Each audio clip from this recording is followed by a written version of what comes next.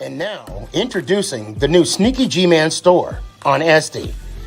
All you got to do, go on to SD, type in SneakyG Man store, and you could get your very own Are You My Malacca shirt, Samsung cell phone case, or just a cap or a beanie.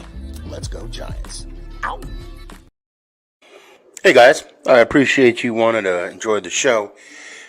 First, I got to give a couple shout outs. First off, I want to give a shout out to dresscomfy.com. She has the latest and greatest for SneakyG Man merch. So please check it out. dresscomfy.com. Also want to give a shout out to 3 a.m. water hydration for the go-getters. Natural spring water. Go get it. Now let's go do the damn thing. Before we do the damn thing, I got to give a shout out to George's Trophies, aka Sergeant M replica trophies. Guys, Father's Day coming up soon. This is the perfect gift. Matter of fact, this is the perfect gift for any occasion. I mean, who wouldn't want a replica Super Bowl trophy of their team?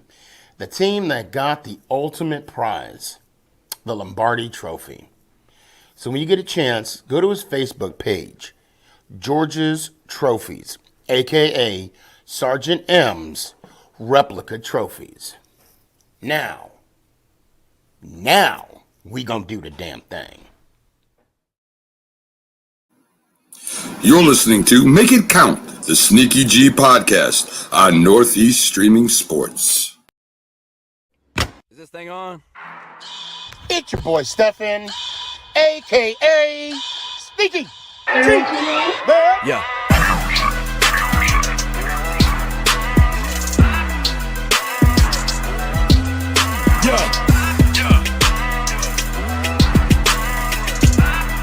Lyrical assassin.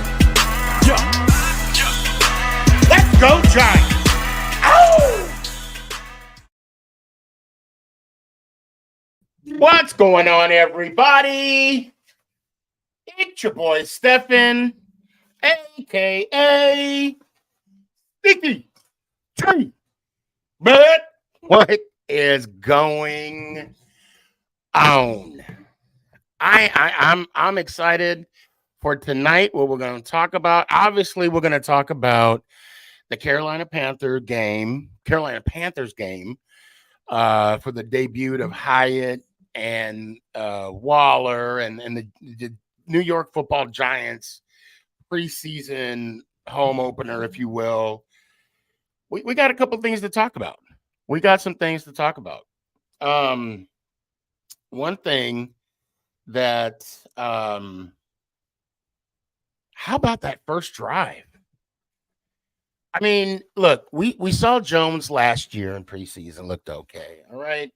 And there was still some question marks. But this year, there is something different about the guy. You know, it's like he is more confident. It's like he is more experienced. Oh, wait a minute. This is the second year in Dable's system. I guess you could say it's a sense of familiarity, if you will, if that's the word I'm looking for. And what do you think, man? What do you think that this Friday night's game, okay, the first drive, what did it tell you? That there's going to be a lot of fireworks on offense this year. Well, it's I mean, okay, look. I'm gonna throw this out there, and I don't want people to repeat this, okay? Because the negative Nancys are standing up and showing who they are. Oh, if Waller stays healthy, why would you even say that? Why would you even bring that up? Look, that combination is going to be nasty. Okay. I have an answer for you. Go ahead. The reason, and I'm kind of with people on that and why they say, if he's healthy, and if you recognize, they only say that to people that are constantly not healthy. Look, the injuries are a part of the game. You know, if someone is constantly getting injured for whatever the case may be, it is what it is. I'm sure they can't control it. I'm sure the person that's always getting hurt wants to be on the field. I'm sure they don't want that label injury prone. Okay. They want to get that label off of them, off of their status, if you will. Right. But until that happens, people are going to continue to say stuff like, well, if he's healthy, or, if he wasn't so injury prone. So a good example of that is Saquon Barkley. Right. First Okay. year was phenomenal. And you got into, my God, this is every year now. He's getting hurt doing this. And don't get me wrong, most I would say 80% or more of the injuries that happen are fluke freaking injuries. I mean, you look at the one injury with Saquon against Dallas. He stepped on a guy's ankle, was out for 3 weeks.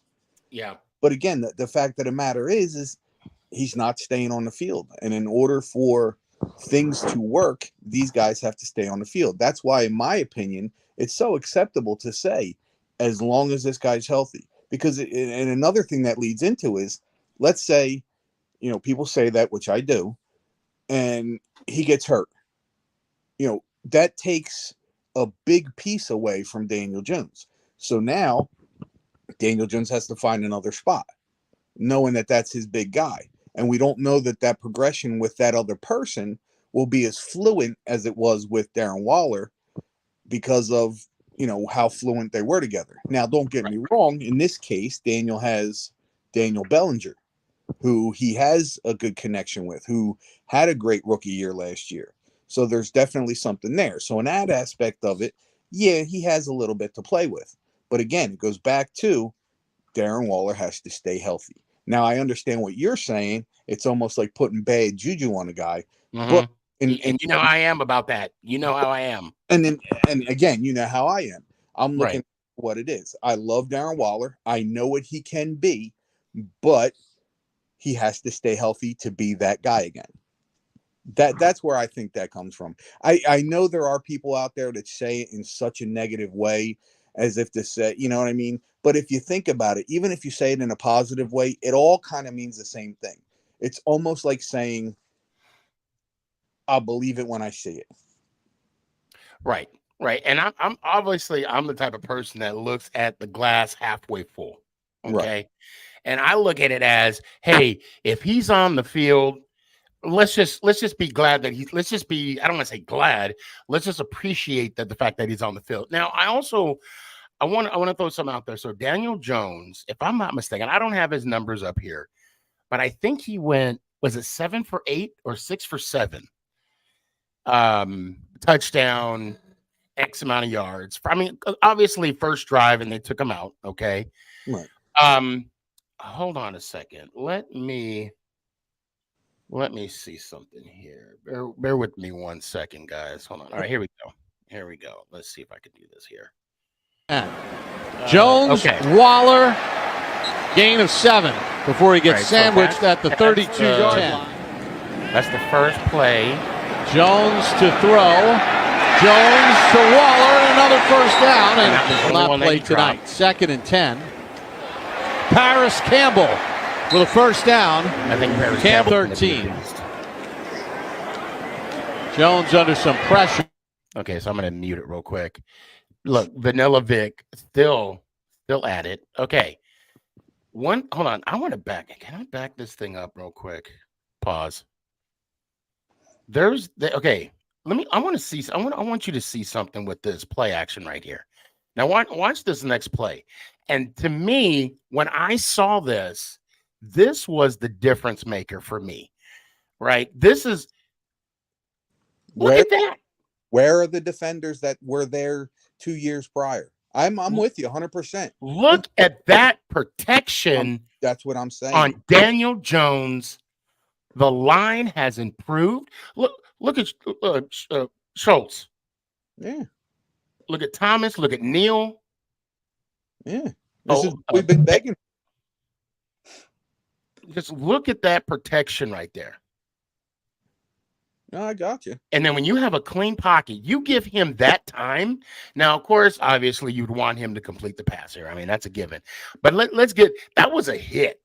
Waller got rocked on that one. Okay. and then that's you got where a plus is. So saying that Waller got rocked and got back up and played. Did you also hear what happened? I don't know if it was this game. I think might have been the game before. No, it was this game because Waller didn't play the game before. Right. Where he dislocated his finger. Oh, yeah, and he popped it. I think that was in practice, wasn't it? Yeah, actually, you're right. It was at the which game was it?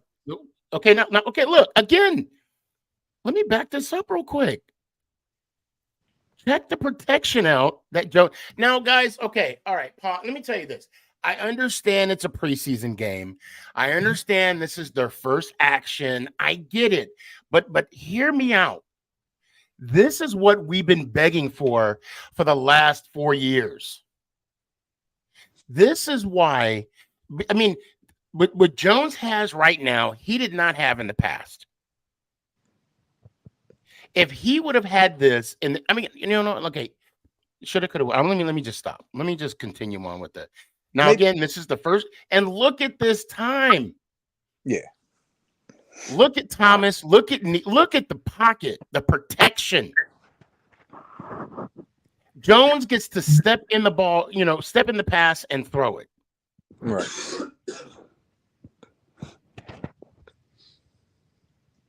I mean, and there's Hodgson or Hodgins. Gabe actually corrected me on his name, and I've been chopping it. You know how I am with names. Hey, it's Hodgins. Yeah, at least I'm consistent. All right. Play action. So Banks said he was a little late on this throw. I somewhat agree, but he had to finish the progression. I still think he made a good throw. Yeah. Listen, and then of course here you got the touchdown right here. The only way it's not a good throw is if it's negative yards or if it's incomplete. That was for positive yards. There's nothing to be negative about there. But I also, in thinking about what you were saying about, how your glass is half full, this is where I think it differs a little bit, and it's going to be funny. Okay. And it's true. Let me hear it. What you got? But it's something you're not going to be familiar with to the T. You've had it, but you don't live it. We live on the East Coast, New York, New Jersey. That is our mentality. Gotcha. It's great when it's great, and when it's bad, we're going to tell you it's bad. Right. And we're all pessimists too, so. So, positive Philly, I see you there. Hold on a sec. Oh, so he comes back, and I want to say something to Mike too. He said, Sneaky, he may be playing better and have more confidence in himself, but it won't win him a Super Bowl. Kind of like your guy. I love that he says that because, again, let's go back to last year's stats. The only stat that, and it wasn't even blown out, I'm going to tell you right now, the only stat that was noticeably better with Jalen Hurts was the touchdowns. And again, it was because he had better receivers. All the other numbers, yes, Jalen Hurts led in all, but I think completion percentage. Daniel Jones was no. Wait, I'm sorry. I might have heard you wrong. If I'm not mistaken, I think Jones led completions. Yeah, that's what I said. Is that what you're saying? Yeah. Okay, I'm sorry. Go Jones ahead. was like 67.8, and I think Hurts was at like 66.9. I mean, I thought it was like 65. I could be wrong too on that. Yeah. But I mean, their numbers were practically identical with the passing touchdowns. He had 3 more rushing touchdowns than Jones did. He only had, I think, 7 more passing touchdowns. So if you want to say Daniel Jones is that bad, well, then how bad is your quarterback with better receivers? And look, let's listen. Look, and I'm gonna say this till I'm blue in the face. No pun intended. Get it, big blue. Anyway, Jones did so much more with so much less. Right. And yeah, you could say Saquon this, but again, Saquon's a running back. Okay. Jones was the second leading rusher on the team. He rushed for 7 touchdowns. Okay. Yeah, he threw for 15 TDs, 5 picks. Okay. But at the same time, he took us to the playoffs, got us a playoff win without a number 1 wide receiver. Bottom line. Well, I hate the fact, and this bothers me. This is probably one of the things that bothers me as much as people being less positive than you. I can't stand when people say, well, this one guy carried the team. How ridiculous does that sound? You mean to tell me that one guy carries 52 other people? That is ridiculous. Because you know what? The defense has to come out and stop the other team from scoring. And if Saquon was the only person on the offense, then you don't need Daniel. You don't need an offensive line. Like, stop. Just stop. He's not the only thing on the offense. And I'm sorry. I don't care who you are. Daniel Jones was as big of importance as Saquon was last year. Yes. Definitely. Oh, of course. Danny, what's up? I see you. You said, so who do you guys think the Giants will end up cutting from the roster? I just hope Shep isn't one of them. One of those players. I don't think so. Cut, but I wouldn't be surprised if he gets traded. I saw the Bleacher Report say some mess like that, and they could keep that. They need to take that somewhere else. Look, Shep is only on a 1-year deal. What value can we get out of Shep? I mean, let's be honest. And I'm not saying that to downgrade Shep. I want to keep him. I think he would be more. Shep is one of those players that I want him to only be a Giant. Yeah, but sometimes it's one of those things that you just have to do if you got too much. But what I'm saying is, what value are we going to get Shep or get from Shep? That's the ultimate question. I'll tell you right now. We want to talk about trading and all that, but what are we going to get out of it? Here's what we'll get out of it. If they don't cut him and they trade him, we get a pick and don't have to cut somebody else. That's where the value is. But what? So in other words, I'm saying, let's say we go with 6 or 7 receivers, and Shep and Colin Johnson end up being the odd man out. Rather than just demoting them and have them possibly, be released and go wherever the hell they want, the Giants could end up trading Shep for as much as a 7th round pick, which is an extra pick for the Giants that they could use next year to possibly trade up or even get it, somebody else that could end up being, a Tom Brady-esque player. I don't mean like quarterback, but I mean just, right. But that diamond in the rough. Right. And that's where the value is. So you're getting more than you're letting go. Because again, if you let him go, or if you cut him, which is letting him go, you're getting nothing back. If you trade him because there is some value, then he'll play for another team, or they'll cut him, in which case we still win because we still get a pick out of it. So there is some kind of value, but I do understand what you're saying.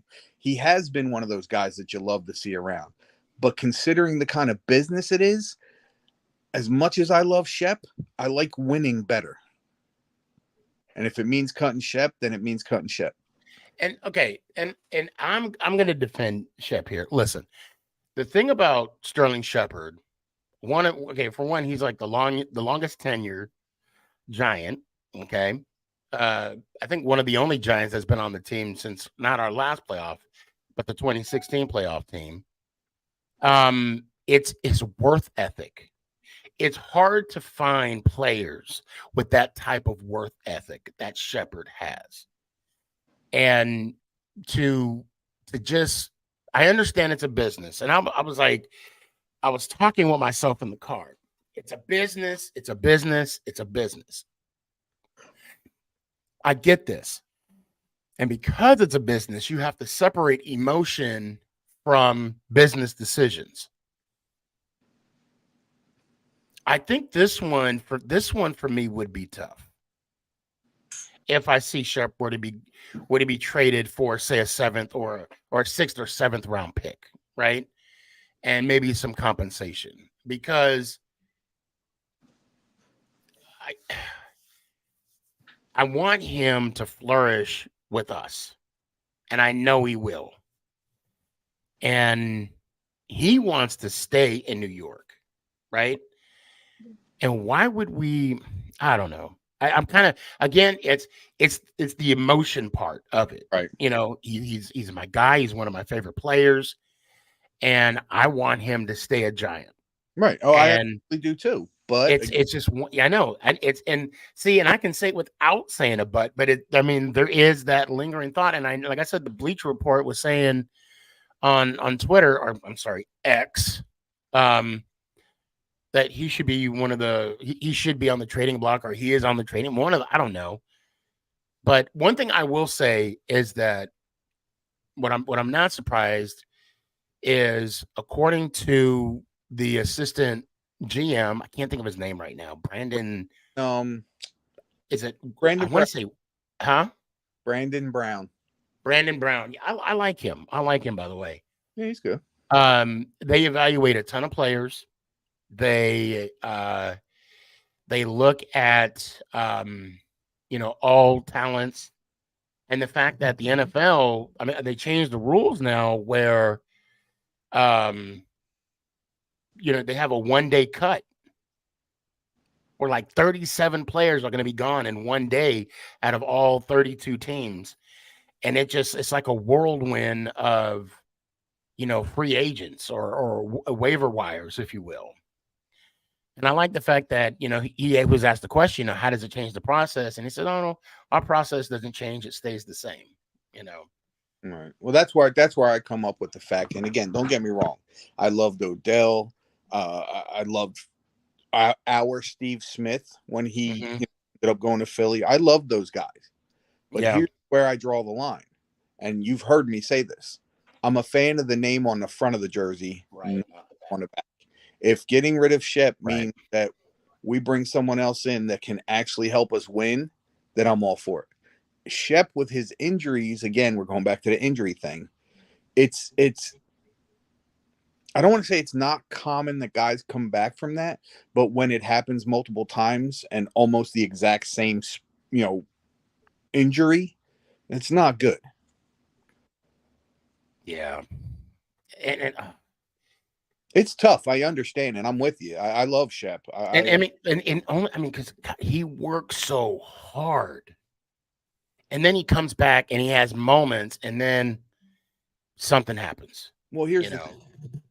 Hard work is great, but if it doesn't translate to the field, then it doesn't count. So I got Emac here. I want to bring him on real quick. I just read his name. Hello. Ant my hoe. Why am I your hoe? Just be funny. That's mean. I'm gonna cry now. What's going on, Emac? How you doing, man? Oh, good. How are you? Doing real good. Real good. This weekend. It was good. It was good. Had a good, good weekend. I took Thursday, Friday off. I had a VA appointment on Thursday, and Nick had a scrimmage later on that night. And we didn't get back till late. It is hot as Hades out here in Dallas. I was at Memorial this past Saturday. Oh, is everything okay? My uncle died a month ago. Oh, I'm sorry to hear that. Yeah, I know. All I know is he died in his sleep. Okay. Yeah, Memorials stink. Yeah. They're not quite, entertaining. So, Emac, yeah, tell me a little bit about the Seahawks and where you see them going, because you're a Seahawks fan, right? Yes, and I actually see them in second division, but making the playoffs at least 12-5, 11-6. Okay. We should predict the schedule, actually. Yeah, we'll probably. Well, we're getting closer. I don't have time to do it tonight. I can tell you who I think will be in the AFC and NFC North, if that makes more sense. Who do you think? AFC North, I think will lose to Cincinnati, Baltimore, Cleveland, and beat Pittsburgh. Okay. NFC East, I think will beat Dallas. Actually, take that back. I think we'll beat I think we'll beat you guys. I think we'll beat Philadelphia. I think we'll. I don't think. But go ahead. Beat Philadelphia. Beat you guys. Lose to Dallas. Lose to Washington. Split with San Francisco. Beat the Rams twice. Arizona twice. Beat Detroit. Who do we also got in our schedule? If you guys disagree, you guys can call me out. Well, you know I am. Who do we have in the NFC? Hey, Sneaky, I got to go, man. I got a bit of an emergency. Okay. All right, man. I'll talk to you later. Talk to you later. Bye. Later. All right. What was that? Who? I know. I think we faced somebody in the South this year. I don't know who it is.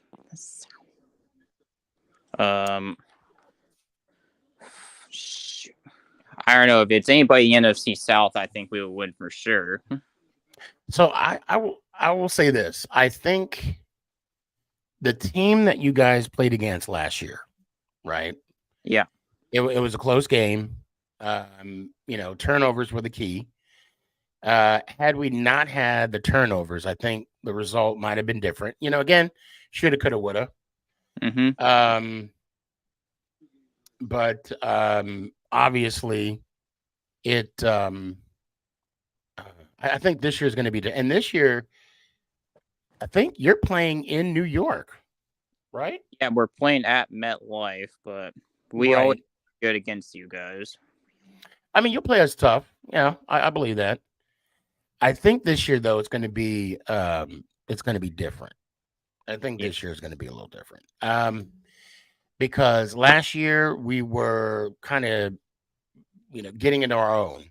But we'll see. I mean, I speak a good game, but we'll see. And I do know that, with Love, since you guys picked up Love through free agency, there's going to be a little, I don't want to say revenge factor, but, I don't know. I really don't. I'm not accustomed to talking mess, but I just think it's going to be a different result. But we'll see. We'll see. Anyway, I was actually at driving range last couple of days for golfing. Okay, how you doing? Good. I actually did better today than yesterday. Well, that's what I'm talking about. Have you ever thought golfing? I have actually. I even have some clubs that a buddy of mine gave me, and what's up, McNugget? I see you. I do go at least to the driving range, maybe once in a while. I'll even I'll go to we'll do a couple holes. I haven't went to a golf course here yet, but anyway, EMAC, it's always good to talk to you, brother. It's good to see you. Mm-hmm. I hope to see you Thursday. And see you Thursday. It's actually my Thursday off from work. Oh, well, good. Well, good. And by the way, my birthday is this Saturday. How old are you turning? 23. 23. Yes, sir. That's what I'm talking about. Yep. Anyway, I love you, brother, and let's go Giants out. I appreciate you. What's up, big fella? Hello, Stephen. Can I tell them your news that you shared with me? Yeah, you can. Okay, yeah, everybody knows. Yes. I was so Dallas Cowboy Chris gave me some news a couple days ago that actually hurt my heart a little bit. But it's for the better, bigger and better things. His mama boss, if you will, got a promotion, and you guys will be moving to Mile High. To Denver, Colorado, brother. That's what I'm talking about. Congratulations again. Say, man. Thank you, man. To see you leave, but hey, we'll make the most while you're still here. Like I told a lot of people, I said I'm gonna be in between cities all football season anyway. During the week I'll be in Denver, but on the weekends I'll be back in town. I got a lot of friends coming in town for Cowboy games and everything like that. I had a lot of obligations that was going on, so we're not going to do the full time, and not until early next year, where we'll be permanent, where we won't be coming back every weekend, but then it'll be like once a month then. Gotcha. Yeah, man. But we're excited, man. When you got a wife or the people who have husbands and have to relocate around the country, it's a part of life. And especially with our kids being adults, we really we have to be locked down in one specific place. And we always knew if she got promoted, it would be a possibility that we had to change city. And when Denver came up, it's a city we both love. We've been to many times, actually made a few friends in Denver and everything. So we just thought it was the right place to be at this time. So matter of fact, she's in Denver now. I literally just got off the phone with her. She went to meet her new staff and everything. How often do you get to say, I need to meet my new staff? Your staff, not hey, right, my bosses or whatever. I need to meet my staff. So, I'm proud of the wife, man. She bust her butt to do that. Many years of, with somebody that don't have a degree and able to become a station manager at a major airport. It's a big accomplishment. So proud of the wife there. Yeah. Again, give her my congratulatories as well. So definitely for the Dallas Cowboys, they had an open practice at the Star today. Yeah, for the rest of really training camp. I think for the rest of the week, right? Yeah, it's for the rest of the training camp.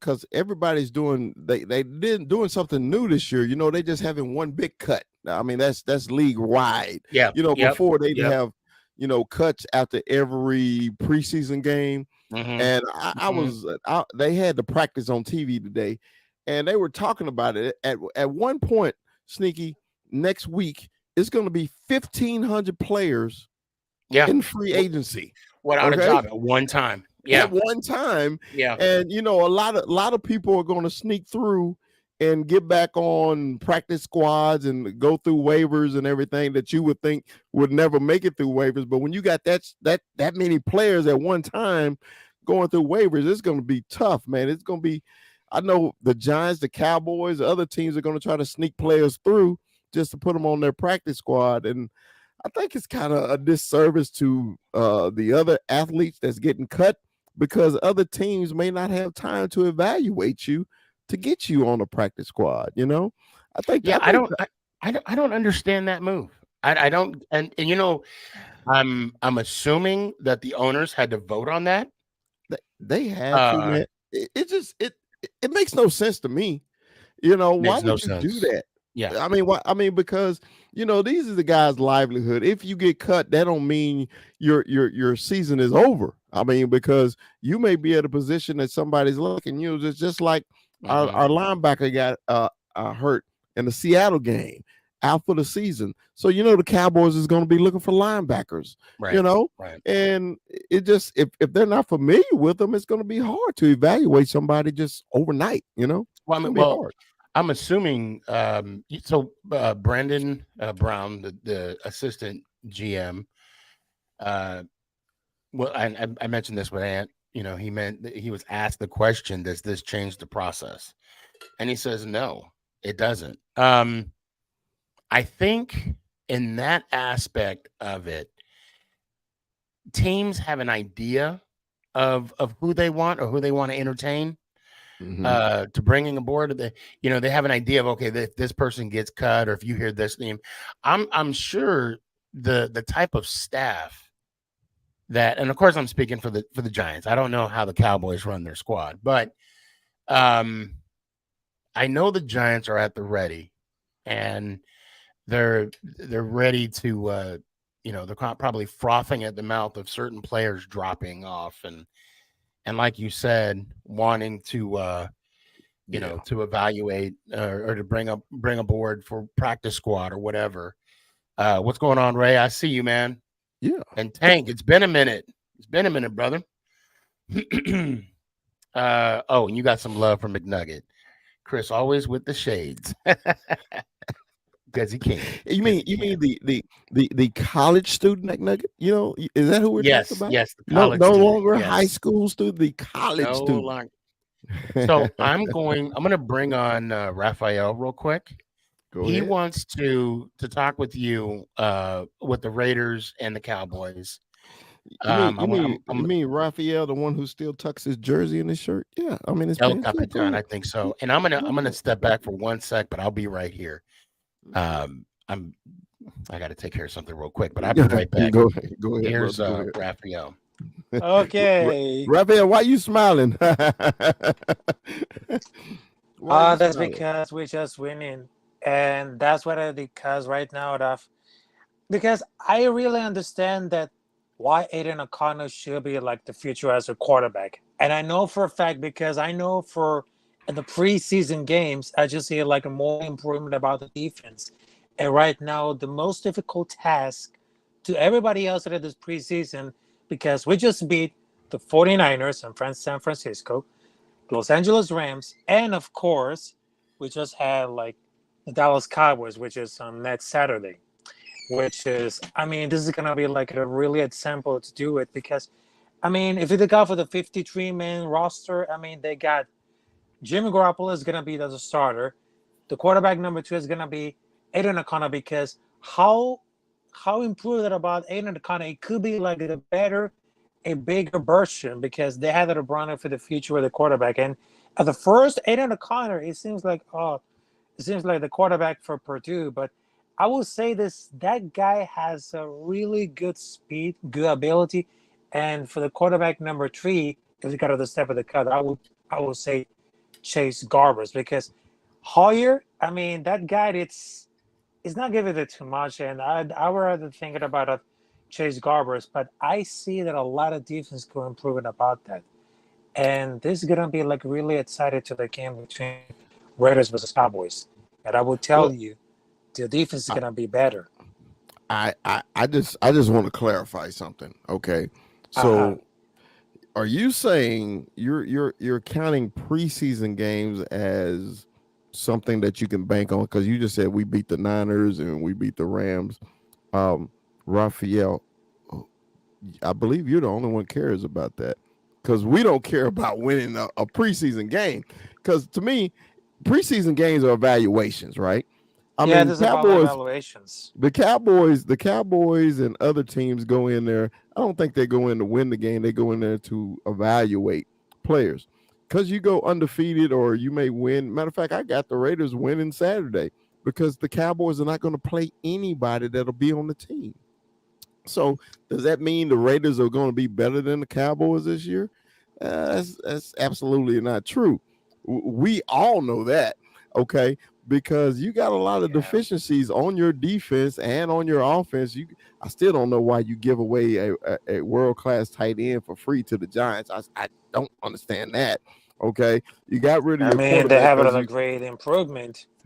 You think it's an improvement at tight end now? You think it's an improvement at tight end? Because we have Michael Mayer from Notre Dame, and this guy could be like a really good improvement. You saying Michael Mayer is better than Waller? Is that what you're saying? Darren Waller is right now for the New York Giants, but would Michael Mayer say this because it's gonna be better? Because we just seen like like a baby Crunk, baby Rob Gronkowski, because that guy, he does everything. Well, most babies can't walk yet, and so he's a rookie in the NFL.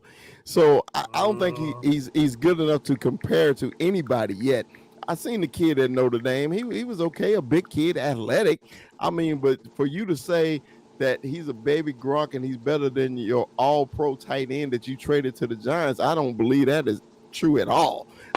You got to give him time, man, to develop or see something in a real game. A preseason game means nothing, you know. I mean, there wasn't disappointment. There wasn't disappointment for Notre Dame. I mean, the key turned out because he had a long way to go to the beat at the time of this one, because the setbacks are going to have to face it along for the journey. They want to determine, but there wasn't like a disappointment to Michael Mayer.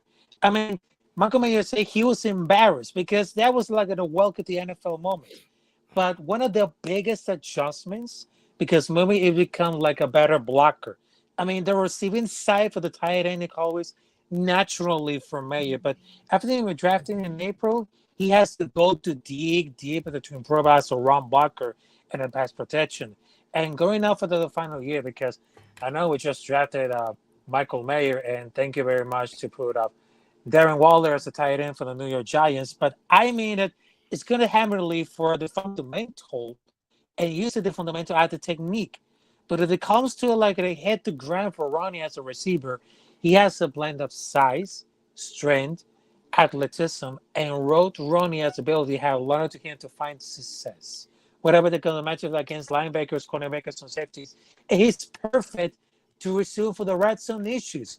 That's what I worry about of the Raider defense or about the last season. Well, I don't think you ever answered my question though. I mean, you gave me a lot of stats and everything, what you thought about him.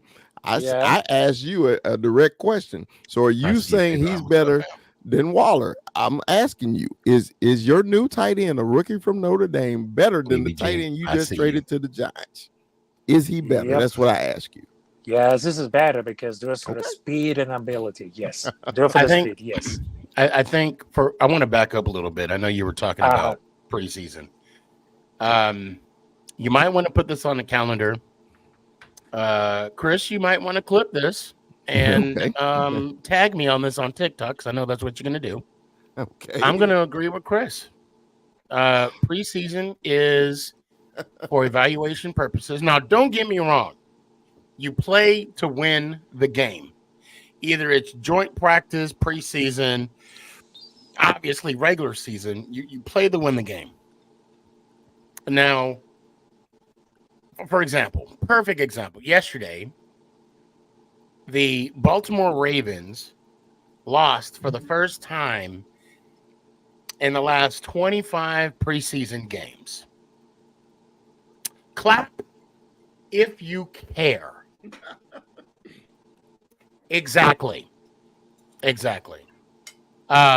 We don't count preseason games. We look at, and I'm only going to talk about myself, my family, because that's all I can control. I don't know what Chris does over there, because we know Cowboy fans, when they win a preseason game, they're going to the Super Bowl. We know how they are, okay? So, God forbid they win all three. They're going to go undefeated the rest of the year. That is not true, Stephen. You know that. You know that's true, Chris. That is not true. I got the TikToks to I want you to be nice to me today. I'm moving. Never. I'm moving. You're leaving me. Never. It's going to get worse now. No, I'm kidding. Look, Raphael, I appreciate your enthusiasm, your energy towards the Raiders, as you should have. Now, I will say this. If preseason games mean something to you, damn it, let it mean something to you, okay? But just remember this. After Labor Day, all 32 teams start off 0-0. Just keep that in mind. And also, someone told me, if I'm not mistaken, there were, I think the year that the Browns went 0-16, they were undefeated in the preseason play. I don't know if that's true. Someone mentioned that to me. So I don't even know. The year Detroit went 1-15, they were undefeated in the preseason. Okay, yeah. And I know living in Arizona, they would go 5-0 because they would play like 4 or 5 preseason games, and they wouldn't do much during the regular season. But you know what? Again, if you want to champion preseason games, by all means, you know what? That's fine. Don't let anybody tell you any different. But I'm gonna tell you different. but I mean, and a lot of and also keep in mind, Raphael, a lot of people will. Okay. Yes. However, you can always say, well, they mean something to me, and then just leave it at that. Okay. Yes. It's kind of like sneaky imaginary 8 championships.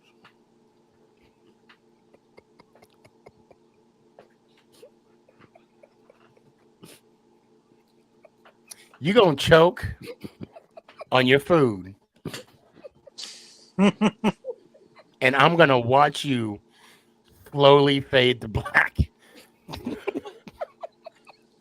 Imaginary? This? I'm joking, bro. I'm joking. Okay, you can't take a joke. Because we both know deep down you are not joking. I'm joking, bro. We know deep down. Anyway, hashtag count all 8, bro. Hashtag we got it. Thank you. I'm glad you said it because I was about to say it. Yeah, I'm with you, bro. We got 8. You got 8. We got 8. You got all of them. Every single count them. 8. 1, 2, 3, 4, 5, 6, 7, 8. 8. Matter of fact, John Merrill wears the 1956 World Championship ring. Yes, he does. Sneaky, I said it. You got 8. Calm down. See, you got me all hyped now. You got me all. You got all the razzle dazzle. You got all razzle dazzle, man. Mad and stuff, and you're not mad. I know I'm not mad. You know I'm not mad. You're not mad at all. That was a lie. That was a lie. I was flustered. Don't ask me how to spell that. Don't ask me. Raphael. Yes. I appreciate you. It's always good to see you. Let me hear one time. All right, so I'm gonna say it.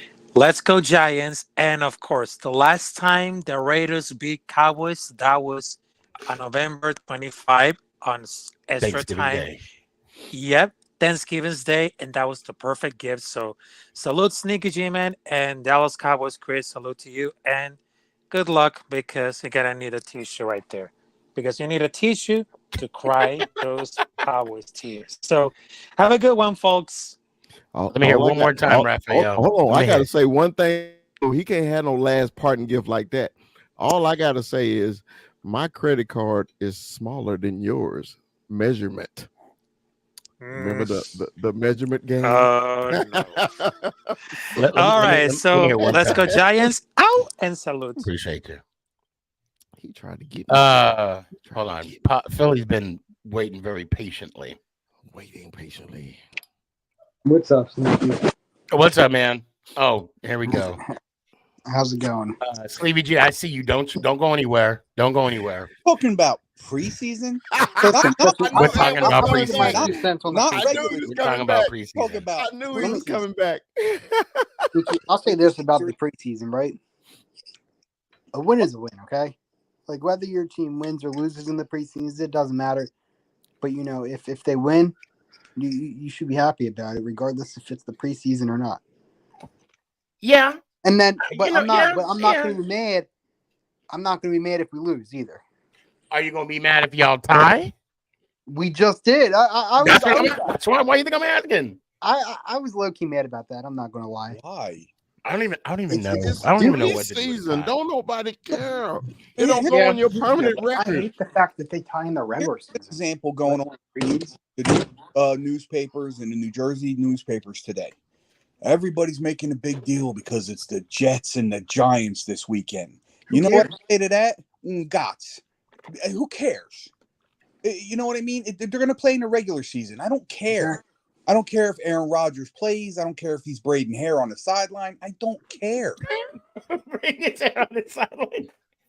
God, you should have done that fade route like I asked you to. I'm just saying. but I'll be honest. Look, Mike, I hear you. I mean, am I glad that we beat the Carolina Panthers? Yes. But okay, look. Would you have cared if you guys lost? No, I wouldn't have. But see, I mean, that's the thing. Like, okay, I'm not gonna brag about it though. Right. You know what I mean? Like, it a win is different in the preseason when it is in the regular season. Obviously, because a win counts in the regular season. Now, listen, if I'm a Ravens fan, I'd be disappointed after last night. That's just, to me, that's just like, I mean, that I wouldn't be. I wouldn't. I mean, and that's the whole thing. Man, I had a TikTok lined up. I was going to do a TikTok because there was when they won their last preseason game, not last night because they lost, but when they did, they're like, oh, the Baltimore Ravens continued their streak of 25 wins in the preseason. You get a ring for that? You know, to me, you get a trophy up there. To me, that ranks up there with, since he's here, we'll use Philly fans. With Philly fans saying the last year we won the Super Bowl, we beat you 2 times. Congratulations! What'd that get you? Not a damn thing. I mean, you got the conference championship. Y'all got a nice conference championship ring. Not this year. Kudos. Mike, be careful. If you don't win the chip, it don't mean nothing. I don't care if you were second place. You want to know why? Because nobody remembers second place unless you're the Eagles. You need to make fun of. We won't be second place this year, though, bud. I know you'll be like last. Mike, stop. Because then I'm like, okay, let's make a bet, and you'll be like, no. Then come on now. You think just because I say it means I have to make a bet? Like, well, no, because if you say it, then you got to mean it. Now, unless you follow suit like me, because I say we're gonna go 17-0, but I'm not gonna bet money on that because I ain't stupid. Okay, that's what I do. The odds of that is slim to none. The same odds of you guys going back to the Super Bowl is the same odds of us actually going 17-0. But I'm not gonna say we're gonna lose this game, that game, this game, or the other. To quote the world famous Ricky Bobby, if you ain't first, you're last. Oh, shoot. Hold on a sec. I know about that. Hank, I owe you a hat, don't I? Don't Let worry. me know in the comments. Does that. You'll get it sometime this year. Oh, stop it. I'm broke. That's the only difference. Oh, all right. Well, yeah, you got an excuse then. No, man, yeah, I'm excited for Disney. My birthday's coming up the weekend of this season. I'll actually be away in Disney. Me and my whole family. So I'll be Don't you do that every year? Bro, it's annoying. I want to go to Nashville. Awesome. He's going somewhere the Eagles won't be. Wow. This notification I just got. The Yankees lost their 9th game in a row. Imagine. Yeah, they suck. So what? It's your point. How the Phillies bad this year? On horrible too. Who cares? They're good, buddy. They're good. Good for nothing.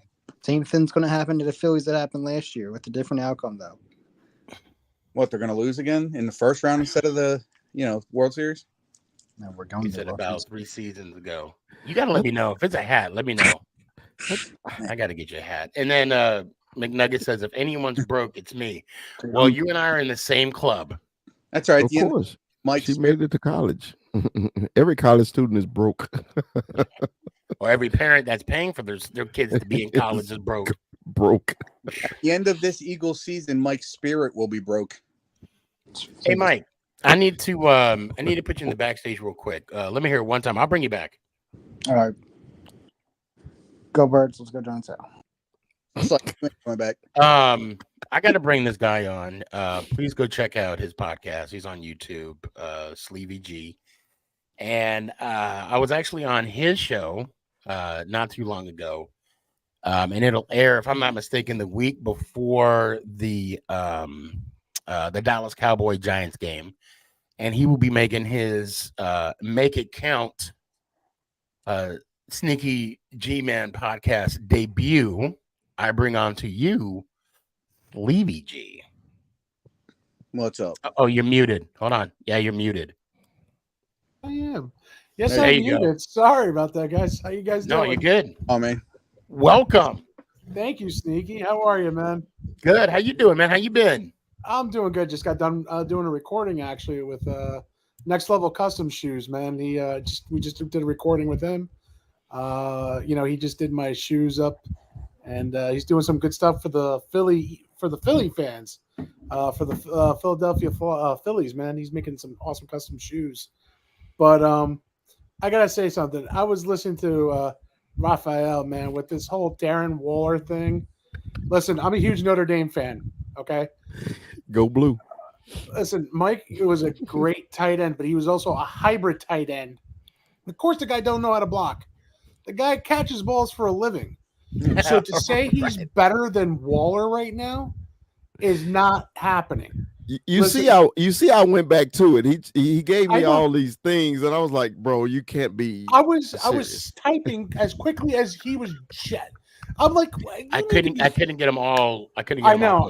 I was getting so annoyed. That's why I was like, let me get on backstage, because listen, the New York Giants fleeced the Vegas Raiders. Yeah. Okay, you just took away a huge target for Jimmy G. Okay? Yeah. You took away a big tight end. Now I got two of them in my team. I love it. Bellinger and freaking Waller. I can't go wrong. One's a blocker. The other one catches the balls. I love it. So for him to say that Mike is going to be the best tight end right now and baby Gronk, he is not. Okay, I'm a huge Notre Dame fan. I bleed Irish blue and I'm Hispanic. Okay? Figure this one out. Yes, I might get ripped, but I'm going to say this. Waller is 20 times better than the rookie tight end from Vegas. Yes. Vegas is not going to do much. Listen, he's talking about preseason game. Hey, they're 2-0. They 2-0, brother. Please. 2-0. They're going to go 2-0. They started a streak.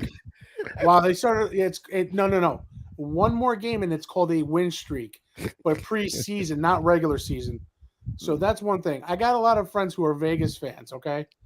And I will say that. And I'm not going to doubt any Vegas team because they got Jimmy G. He's a great quarterback. You know, he could do some things. They got Jacobs. I think Jacobs came back to the team. Yep, I saw that. They got a good running back.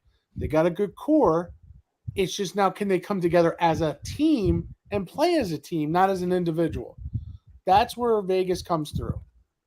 So Tank's question is, what team does he root for? If you're talking about SneakyG, it's in the name, G. Exactly. G. Yeah. And it's my last name too, Gomez. Oh, you got that too. So, yeah. But no, I'm representing the New York Giants hat right here, my Army one that I love very much. And listen, Eagles, they had a great run last year. Okay, they got to the Super Bowl. They played one of the best teams in the NFL with Patrick Mahomes and the Kansas City Chiefs. Now I'm hearing people saying that Patrick Mahomes is nothing without Andy Reid. I'm going to say this right now. Andy Reid's one of the greatest coaches, right? He was an Eagles coach, if I remember correctly. Yeah. He had some of the best quarterbacks as an Eagle. He couldn't win. He took him to the Super Bowl. He took him to the Super Bowl, but he didn't win. Yep. And he also took him to 4 or 5 consecutive championship games. Yeah, conference games. So I'm tired of hearing people saying that Patrick Mahomes is nothing without Andy Reid. Those two make a dynamic duo to make a hell of a team. It's almost like Tom Brady and Bill Belichick. Yes. Now, here's the funny thing is that he did it without Hill on the team. Yeah. Okay. And I'm going to get to the Cowboys right now. Listen, Cowboys every year, you clown them. I honestly, on paper, they always look like they're the team to beat. They are the best regular season team, but then when they get in the postseason, I wasn't even on postseason. Oh, I'm going there. My favorite words, on paper. Choke. On paper. Eagles lost a shitload of defensive end. Lost a ton of defense. Do y'all really want this smoke? Yes. Yeah. Hey, you made fun of my 8. You leave my 8. You keep my 8 out your mouth. Listen, I got high hopes. Like pause. Wait, that did not sound right. Pause. Hold on. No, I want to rebut. Okay. Okay. All right. Because since we're the the greatest team on paper and everything like this, but you know that paper team keep whooping the Giants' ass every time. And How many? I don't How many? Wait, understand. but hold No, on, no, hold no, on. no. It was my How many turn to rebut. coaches? How many? No, Okay, no. Here we go. You my let turn. My turn. you let Stevie My G turn to talk. rebut Why now. I can't talk? Hey, I only said one sentence. Why I can't talk? How many This coaches? is my turn to It's rebut. easy. It's No, easy to beat a you always team got an excuse for them when losses. we trade You up. always got When an excuse we for them treat our losses. coaches But like you never iPhones. have. You don't have excuses for them 8 though.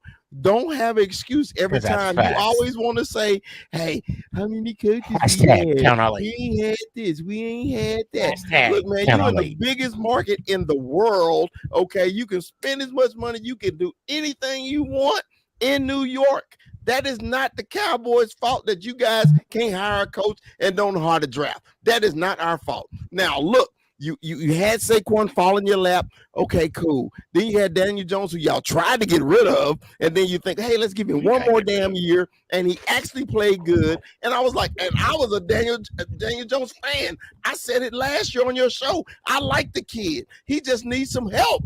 Because you don't have no damn receivers. You had your running back stayed hurt, but then now he's good. Now y'all made it to the playoffs. Then all of a sudden, you guys think you're going to just run away with the division again. It still takes time. Okay, you got a great pickup with Waller. That was very scary. I like your draft pick and your wide receiver White. Love him. Okay, the kid from Tennessee. I love him. I think your offense is going to be improved, but you still got one problem. Sorry, 2 problems. Philadelphia and Dallas. That's your problem. And you know, still and that's can't fair. beat Dallas. You That is haven't fair. beat Dallas, so that's the problem. That is fair. Now, in order for us, and I'm going to agree with you. This shit. You might as well just put this show, this whole episode on your TikTok. Make sure you tag me on that. I'm not SneakyG Man 11. I will not. Look, that to me, and I think, Ant, you and I talked about this, and I think Sleepy, I think you and I talked about this too. For a metric system, right? How we compare and contrast teams and where we're going to go in the future, how our team's going to end up at the end of the season. To me, it dictates on how we compete or even beat the Philadelphia Eagles and the New York Giants and the Dallas Cowboys. We have to beat you guys this year. We have to. There is no if and buts about it.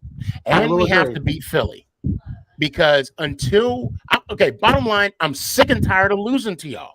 I'm sick and tired of hearing 10-2 or the Eagles record, whatever that record is. 12-1 against us, but go ahead. No, it ain't. No, it ain't. It is 12-1. You can go back and look at it. No, Dak. What are you talking about? Dak lost the last 2. 13 games. We're 12-1 against the Giants. Well, regardless, Dak lost 2 and Dalton lost 1. So that's 3 games. Wait. But bottom line, I mean, Ant, you've been kind of quiet this whole. I'm sick and tired of losing to Philly. And Ant, I know damn well you're sick and tired of losing to Philly because you live there. Ooh, I know. Sorry, and man. it don't get any better. Well, I feel sorry for Sneaky, man, because he lives in Dallas and he's the biggest Giants fan I've ever seen. Exactly. You know what? Thank you for saying that, by the way. But yes, he loves Dallas. He loves it. He loves. I love Dallas. I love it. I hate the Cowboys. Territory. I loathe the Cowboys entirely. You know, I can't stand the Cowboys. He loves them. I saw Jerry Jones I'm like, yeah, take their money because you about to take mine in a couple months when I go to AT&T Loves a bad Stadium. case of hemorrhoids. Right? $20 for a hamburger. Jerry, you should be ashamed.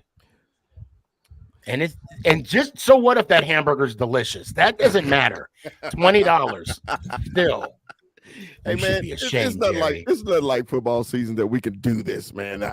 I love the back and forth. Look, I told Sneaky a long time ago, I ain't got no problem with the Giants. I've never not just dislike. There's only one team in the world I absolutely despise. Well, I take two of them. It's the Philadelphia Eagles and the University of Notre Dame. Go Blue. Must be the Michigan fan. Go Blue. Y'all quit running. You quit running from us. They stopped playing us and they scared. Well, listen, I always respect that. I respect the two teams. You know, and Notre Dame has always been one of those teams that I followed even when they were losing. So shows my true roots. I'll admit when Notre Dame plays USC, I do kind of root for Notre Dame. I don't like USC. That's just I me. hate USC. I think the only time I rooted for Notre Dame was during that movie Rudy.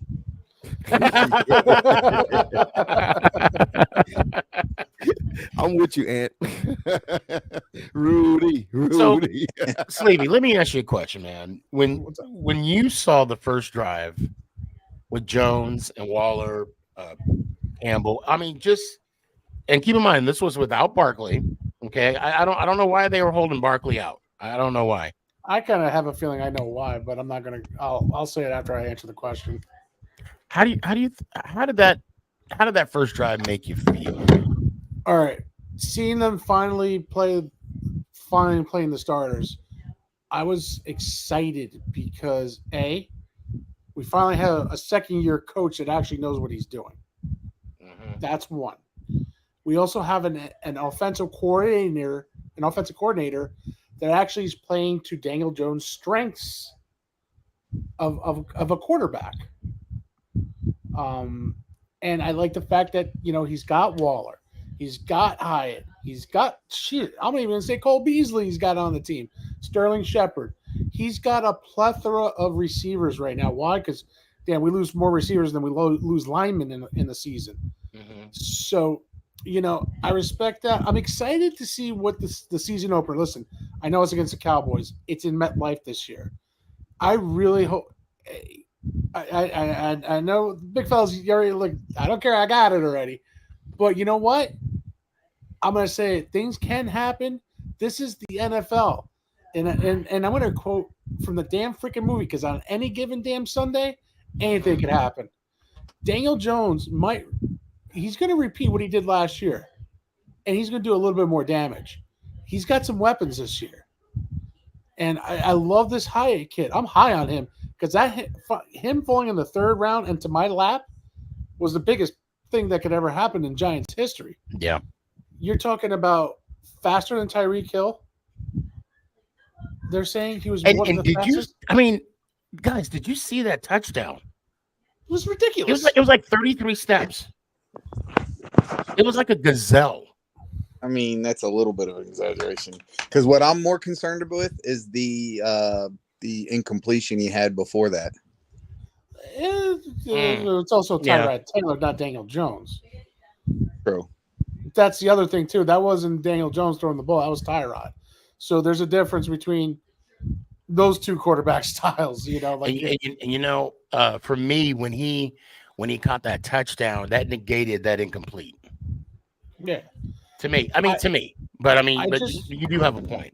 Right now, the only thing I'm really worried about, and I'll say it, is the defense. The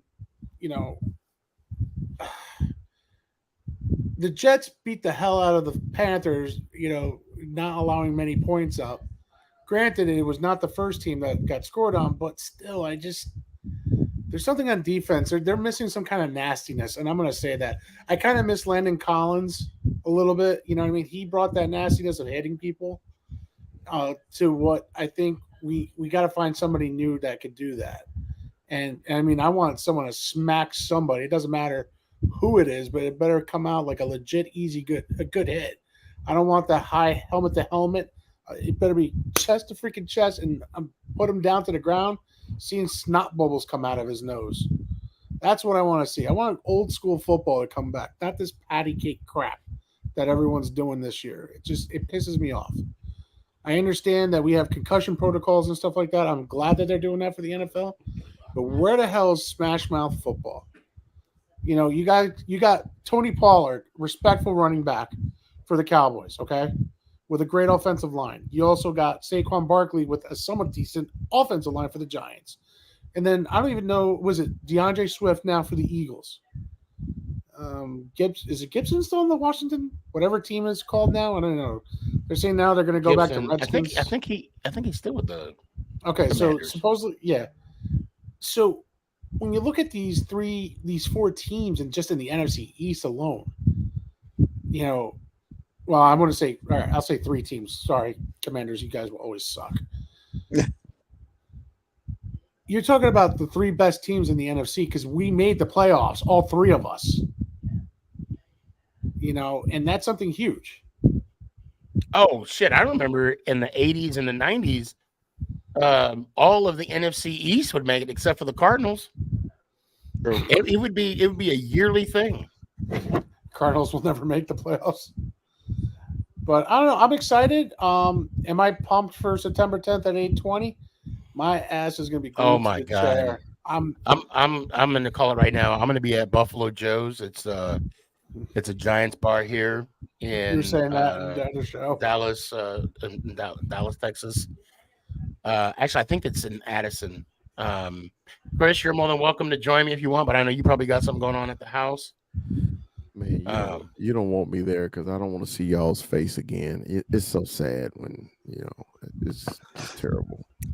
It's going to be for a while, even if the Giants beat Dallas both times this year. Let's just for the sake of saying, just hypothetically, hypothetically, yes. Chris's answer and most Cowboys fans' answer will be, "Whoa, now we're 12-3 against you." Ooh. 12-5. 12-5. I'll correct them. And then, after I say that, you know what I'll say? Hashtag count all 8. What Giants fans is going to say, man, we're 2-0 against you guys. Yep, we started a streak. You damn right. You damn right. I'm gonna say that. It's like the Raiders started a streak too in preseason. Yeah, you went back to it. Let me ask you guys. I will go back to it. Come on. Let me. Okay, wait. Since he brought that up, let me just throw this out there, and I want your honest opinion, guys, one at a time, please, because it doesn't sound good on YouTube, Twitter, Twitch. Facebook, LinkedIn, when we all talk at one time, and Northeast Streaming Sports, which is broadcast live on Roku TV right now as we speak. Shout out. When you heard that the Ravens was on a 25-game preseason winning streak, did you care? One at a time, please. If you were asking me, it never moved the needle at all. It was just a talking point for ESPN and other channels just to say something good about a preseason game. I mean, honestly, I don't even think the Ravens cared or the Ravens fans. Nobody cared. Nobody goes back and say, hey, we beat you in preseason 5 years ago. It's the dumbest thing ever. And we're talking preseason, not regular season, preseason. Yeah, nobody cares. Slavey. Seriously, I could not care about it at all. I didn't even know there was. Who the hell watched? Not for nothing. Only ESPN would say that, saying the Ravens have a 25 game winning streak in preseason. It don't matter. Come on, how many times have the Cleveland Browns gone undefeated in preseason? Anybody got an answer?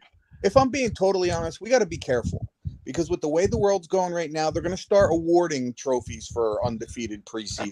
If they award trophies for preseason games, I'm going to protest. Wait. Hold on. I'm going to protest. I don't know if Sneaky Bay buy a ring, I got a championship ring right behind me. I got the real one right there behind me. Oh, which one? You got a ring, Bob? No, I wish I did. Oh. I pretend I got it though. Oh.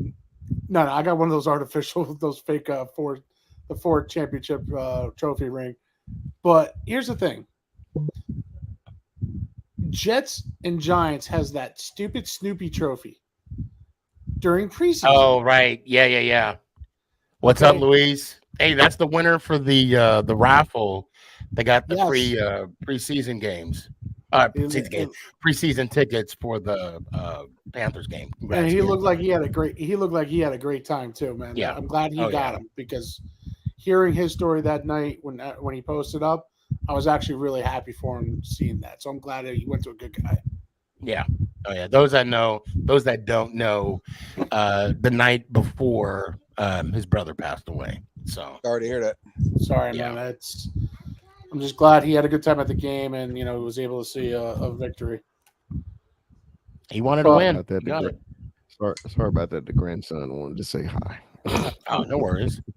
I mean, he was at the Frisco Fighter game. Yeah, who am I gonna get my tickets to now? Hey man, I said I'll be back on weekends, bro. Okay. All right. I'm gonna hold you to that now. Tank, that's how I'm gonna pay you back. I'm gonna give you some Frisco Fighter tickets. You got to come up to Frisco. Damn it. Luis says, appreciate it, guys. It really meant a lot. Yeah, man. I'm glad you got it, man. Really, I'm glad you had a good time. Same here, man. I'm gonna put the link out too. You're more than welcome to come on. I know you want to talk about. I don't know if Ant wants to be a part of it. Some Yankees baseball and who? What? Yeah, who? Yeah. Who? Obviously, he's a Yankees fan as well. You Can't know. wait here. What? Oh, I'm sorry. I can't wait for this year to be over. That's what I meant to say. So, did you know that on the 22nd it's Fire Cashman night? I saw it on Twitter. I think it's like section 222 or something. Oh Jesus! Bring your paper bags. Bring the signs. The only rumors that I've been interested in over the last couple of weeks is that Cash is going to step down so Derek Jeter can take over. Oh wow! That's what I've heard. That would be interesting. And I wouldn't mind bringing Joe Girardi back. Okay. We need somebody to whip these prima donnas back into shape. Especially what's going on? Especially our captain. Mm. I'm a Yankees fan too, but I'll tell you right now, was Aaron Judge worth all that money this year?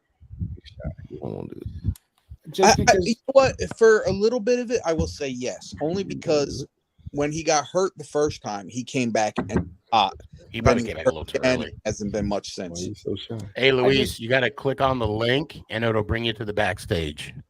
My thing is that he has a habit of signing guys that are on their way out and giving them boatloads of money. That's got to stop. And I think that's why the Yankees won't spend no money. It's because we spend it all trying to wait for these guys' contracts to be up so we start spending. Well, so let me ask you this, and I was last Friday. I don't know if y'all saw it, but a picture came out with Aaron Judge, and he had to pick, because he signed the whole Jumpman deal, right? Mm-hmm. Luis, I'll bring you on in 1 sec, brother. Hold on. And he did the iconic picture of Jordan. How Jordan has the 6 rings, and he has, although Judge doesn't have any rings, he has the Jumpman ring on, and that's what sparked then a person went on WFAN and basically said, Tiki, would you show off your conference ring? And then that's where he gave me the shout out. Thank you, Tiki. Shout out to you. And you were there too when I was giving him shit about him wearing his NFC Championship ring, or not wearing it, if you will. Yeah, no, I was there. How do you guys feel about Judge doing that type of photo op, if you will? Doesn't bother me at all. Bothers me a little bit. So, and then the argument was Jeter can do that, but not Judge can do that. There's a difference between Jeter and Judge as captains of the New York Yankees. Jeter brought a class and a style that no other Yankee besides like Mattingly and maybe some of the older guys that were captains of this team. Aaron Judge has a different swagger than Derek Jeter will ever have. And that's something that Aaron Judge has to learn quickly of being a leader in New York Yankees baseball. Jeter knew it. He was a pedigree. He brought the class. He talked correctly about his team, and he said things that he needed to say in paper and in private. Judge doesn't know how to do that yet. And I'll tell you this: every ring that Jeter has, he's earned it. So, do I think the picture bothers me with Judge? Yes, it does, because I don't think Judge has to earn that right yet. So even wear the jumper ring, you know what I mean? I don't think he did, not for nothing. Until you win something and you prove to the people you are a worthy captain of the New York Yankees, to me, you're a paper captain. You've not done much, even though you've been injured. You're there. I get it. But again, there's a different style between Judge and Jeter. You can't compare either one of them. I literally will say this. I stopped watching Yankee baseball because Jeter retired. You know what I mean? I've watched the game. I still love the Yankees, but I don't watch them as much as I used to because Jeter brought an excitement to the game. It doesn't matter if he was hitting the 3,000 ball or it's just him playing the game of his last day, not making the playoffs. Hey, SneakyG, hold on to that thought real quick. Hey, Chris, let me put you in the backstage. Let me just hear it one time, and I'll bring you back. Let's go, Giants. Ow. Appreciate you, brother. Hey, Sneaky, I'm gonna bounce out too because I gotta get to bed, man. Okay. All right, brother. I'll talk to you a little bit. Getting you, bro. Hey, have a good night, man. Nice meeting you. You too. Hey, talk to you later. Love you, bro. Love you too, brother. Good. Oh, and I think he signed off. I don't know if he said it or not. What's up, man? What's going on, my brother? How you doing? Man, I'm good. How you doing? How was your night? Man, it was amazing, man. You know, it brought some comfort in the moment. You know, obviously we were all grieving, and I was initially when I won the tickets, I was so excited, you know, but I was emotional at the same time. And the first person that came to mind was my brother, you know, who's also a diehard Giants fan. Right. And but I kind of knew he wasn't gonna go for it because, you know, he was really going through it. So obviously the only other person I know that would have went with me, absolutely, you know, was my fiance. So she's like, babe, I'm gonna go with you. Don't worry about it. You know, let's go. Let's have a good time. You know, get your mind off things for a little bit. And you know, just to let you know, man, shout out to those crazy Giant fans over there at J18, man. Right? I told you. Oh my God, man. They are family. Hey, all I gotta say is who needs a liver, right? Who needs a liver? This entire lot lit. I'm talking about lit. It was like a club. Yes. They were jamming, they were partying, they were so humble, welcoming. You know, It didn't matter that you didn't know nobody there. The minute you walked by, they were greeting you. They're like, yo, come over here. Let me talk to you. Come over here. You know, hang out with us. There's food, there's drinks. You know, hang out with us. And that love. Danny, right? Danny, I got the link out, man. We're waiting on you. Yeah, man. And yes, sir. J18 stays undefeated. Yo, that was the highlight for me. And then obviously going into the game, seeing that first drive, you know, and then obviously seeing that touchdown with Hyatt was just amazing. You know, which right now, man, I think that kid, you know, if he can stay healthy and, you know, I think he might be, you know, a nice little wide receiver for us, man. I hope so. That's the plan. That's the plan. Yeah, man. You know, and I think he said it in like a video that I seen that this is where I want to go. And he pointed at like a Giants logo or something. Yeah, he did. Yeah, he did. He was like, "This is where I want to go," and you know what? That makes me respect him so much more when I know that a guy wanted to come here. And I feel like that when players are coming out of college and they say, "Man, I really want to go to New York," or "I want to go to Dallas," or wherever they want to go, and they get chosen by that team, you know, they just play much more harder. Like when it's a team that you want to go to. It's like, yo, I'm gonna go hard. I'm about to go hard. Like I wanted this team. This is where I wanted to go. This is where I'm comfortable. Because, you know, New York is a big stage. You know, New York is not for everybody. You know, and you see it in sports, not just in football, but you see it a lot in baseball, where you get these big trades where guys come into teams like the Yankees and the Mets, and they don't pan out. You know what I mean? They don't pan out. And these are guys that were supposed to be big deals, big guys, big names, and they come to New York and they stink the joint up. You know, New York is just a different animal, bro. And the fans are unforgiving, man. Unforgiving fans. Especially the Yankees. Well, you know I think as a Giants fan and as a Yankees fan, I think it comes with the territory because we are paying our hard-earned money to see a product on the field. Absolutely. And, you know, I can speak for what I've been going through for the last 6 years as a Giants fan. It was embarrassing. You know, the second year of Judge, and this was after I was done with him, when he blamed the headset for whatever reason, I'm like, okay, yeah, we're good. We're, you know. Yeah. And then that when he did that quarterback sneak, 2 times in a row, it was you know, it was heartbreaking because it was tough when he was there. You know, here we go, Danny. What's up, fam? What's up, family? How you doing, Dan, man? what's going on, my brother? Lou, man. Lou, I'm glad you won the tickets, my brother, man. Your story really choked me up, man. Same Seriously. here. Yeah, I appreciate that, man. I couldn't believe it, man. You know, and you could say I'm a little bit of a gambling man, but I wasn't expecting to win, man, and I won, and it was a blessing, man. No, all of us Giant fans, we glad you won those tickets, my brother. Yeah, man. We glad. As much as Definitely. I wanted them, and like I said on the show earlier, man, I was so stoked to hear that you got them. Yeah, and it was good because the section that he got the tickets was a really good section, right? Because not a lot of people were there, so we actually got to move a couple rows down and got actually a lot closer, and it was real good. We saw the game; it was amazing. And then the J18 gang, the marching band came out and they lit that thing up, man. I gotta send Sneaky the video, man. They was just they were marching, and they lit it up. And I believe one of the guys that works with the Giants, I think his name is London or something like that. Brandon London. Brandon London, yeah. He even showed up, and he was over there hanging out with the guys and stuff. And and I also got to meet Prince. And I didn't get a picture with him though. I was kind of like, I don't want to bother him for a picture, but I should have got a picture with him. If you don't know who that is, that's the kid who called the Giants. Sam. Yeah, he's got his own show too, man. He's doing. He's a real cool kid, man. I think he was there with his parents, and his parents were I'm telling you, when they were like this DJ, I forget the DJ's name. Prizzy. Yeah, he was DJing. And everybody was dancing. I'm talking about this kid. Parents were there. They were jamming, and this guy was mixing. He was playing Eminem. He was playing something for everybody.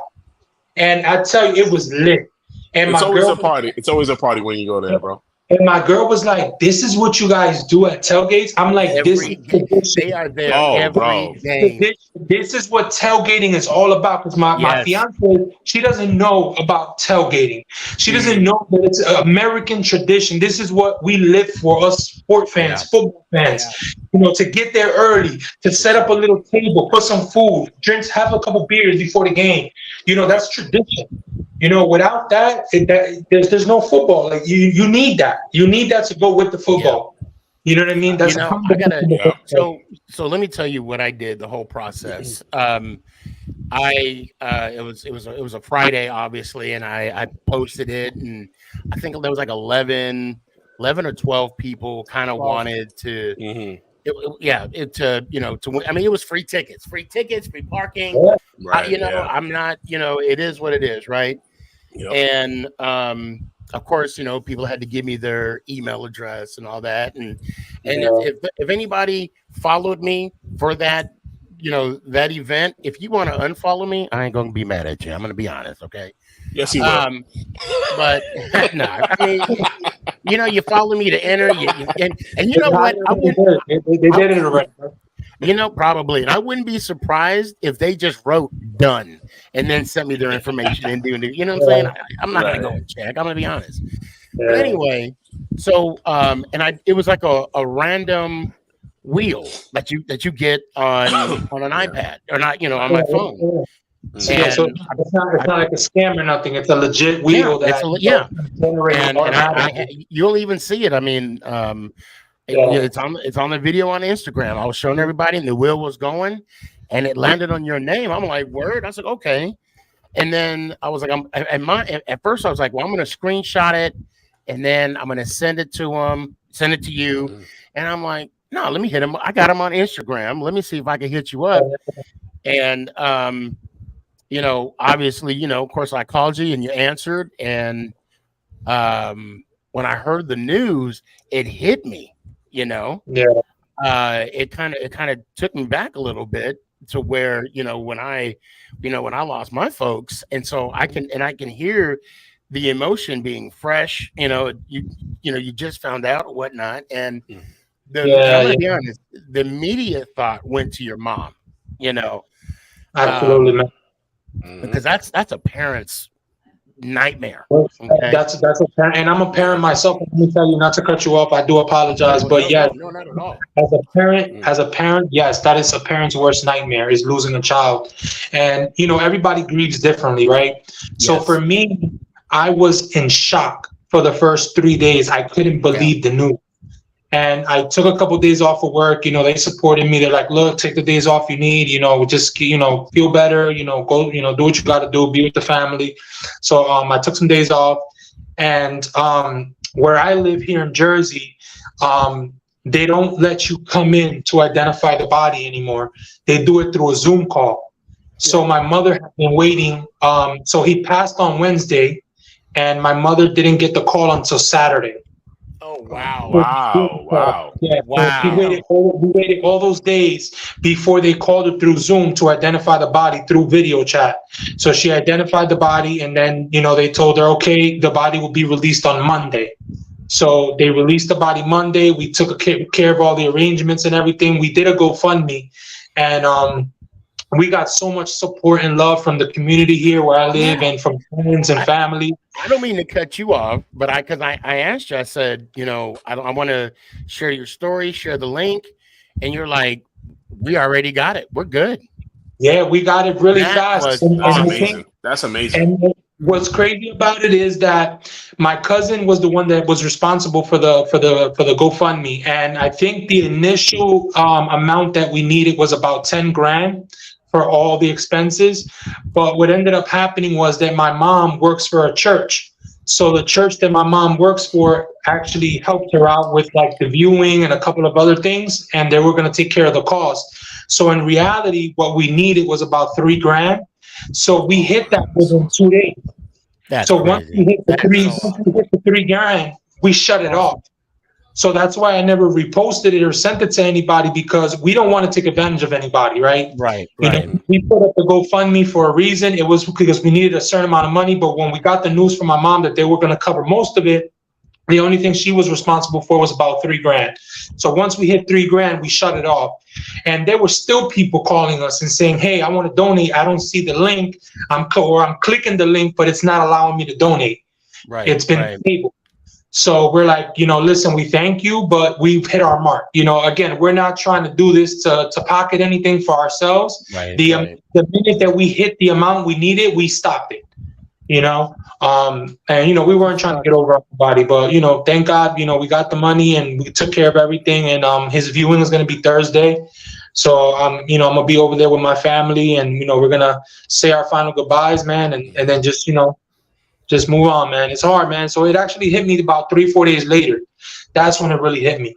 You know, for, like I said before, death hits people differently. Everybody, you know, grieves different. Everybody goes through different emotions. For me, it took me a couple of days for it to really hit me, where I literally broke down crying. And, you know, it hit me hard, you know. But again, you know, this is why you have to appreciate life. And every day that you wake up, that you can live another day, you have to be grateful to God, you know, because, you know, tomorrow's never promised, man. And you can be the healthiest person in the world, and tomorrow can be your day. You know what I mean? Or you could be the sickest person in the world, and you probably won't die. You probably will live another 10 years with, you know, battling what you're battling. You know, that's just how life works. Sometimes it's unfair, but it's just the way that life works. And the only thing we can do is just leave it in God's hands, and, you know, trust the process. And, you know, listen, people die every day, and they go, hopefully, you know, I believe in heaven. I believe in God myself. So I know he's in a better place with my grandparents and, you know, all my other crazy family. But, you know, I just hope that he can work his magic. I did talk to him in prayer the other day, and I'm like, look, if you can help us out a little bit, you know what I mean? Let God know that the Giants need a Super Bowl. Right. And Well, the Yankees need a whole lot of help. I truly believe he had a hand. He was like, let me go ahead and let me manipulate this Apple app real quick. I think so too, man. Something, you know, and he so had a hand in it. You were talking about tailgating and football and all that. And another thing that football does, and stuff like this, like us getting together, fellowship, you know, about our beloved New York Football Giants, is what football has, is a distraction from reality. Absolutely. Good, bad, or indifferent. You know, I have a lot of military friends and myself who, you know, we battle depression and anxiety and whatnot, but this gives us a healthy distraction to reality, you know. And granted, yeah, we talk about football for about 2 hours and then we go about our day. But at the same time, once it's game time, it's game time. And it's on. And again, you know, we get to come back and I guess reconvene, especially on, you know, that's why I love, you know, this show that we do is that everybody's invited. Everybody, we could talk football, we could talk any and every team. Obviously, this is more of a Giants podcast, but you know, I love giving the platform to everybody. But you know, just to sit and have some fellowship and talk about our sport. Just a quick question to everybody here. Is any of you guys going to the home opener? I'm tailgating. It's me at J18, baby. I'm not, unfortunately. Yeah, I'll be down in I'll be at Buffalo Joe's. Buffalo Joe's. If you ever come to Dallas, that is a New York Giants bar. I have been. Listen, I'm not even kidding you. I'm born and raised in Jersey. You know, and I love my state and everything. You know, it's where I was born and raised, and you know, have a lot of memories and everything. But one of the places that I do want to relocate to in the near future is Texas. Texas is one of the states that I'm considering. And no state income tax, buddy. No state income tax. But the property tax is a bitch. Get ready for it though. I don't think you guys are beating Jersey right now, man. It's so expensive in New Jersey, man. My rent just went up $200. We got a new landlord, and it's gonna keep going up now because the apartment that we got was grandfathered into us through my mother-in-law, who's been with the previous owner about 20 years. So he grandfathered us in with a nice. Right, I have a nice apartment. I have a 3-bedroom and a nice new house and everything. But he ended up selling. And when he sold it to another landlord who came in. The first thing he said was, "Well, this apartment's really worth $2,600, and you guys are paying $1,600. So I'm not going to bump it up to $2,600 in one shot, and I don't want to kick you out because you come with very good referrals from the previous owner. But I'm going to have to make you sign a lease where I have to raise it $200 every year until I get it to market value."